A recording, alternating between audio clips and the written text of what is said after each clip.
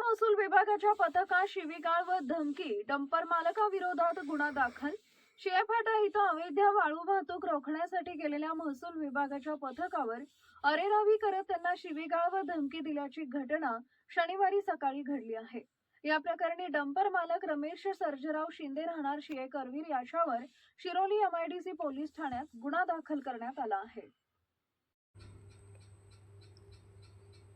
हातकणंगले महसूल विभागाच्या पथकास शिवीगाळ व धमकी, डंपर मालकाविरुद्ध गुन्हा दाखल।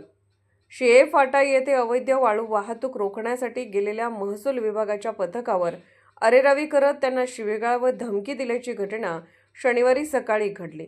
या प्रकरणी डंपर मालक रमेश सर्जेराव शिंदे राहणार शिळे करवीर याच्यावर शिरोली MIDC पोलीस ठाण्यात गुन्हा दाखल करण्यात आला आहे।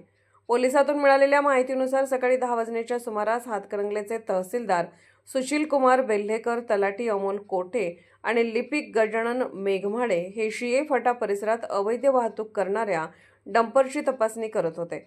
यासाठी वाळू वाहतूक करणारा डंपर समोरून जात होता।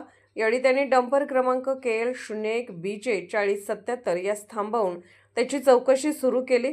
डंपर चालकाने तात्काळ डंपर चालक रमेश शिंदे याला फोन करून बोलावून घेतले। घटनास्थळी आलेल्या रमेश शिंदे याने तुम्ही आमचा डंपर का अडवला, कसा काय चेक करता असे म्हणून तहसीलदार बेल्हेकर व तलाठी कोटे यांना उद्धट भाषेत बोलून शिवीगाळ करत त्यांच्या अंगावर धावून जाण्याचा प्रयत्न केला, तर शासकीय कामात अडथळा निर्माण करत त्यांना बघून घेऊ अशी धमकीही दिली।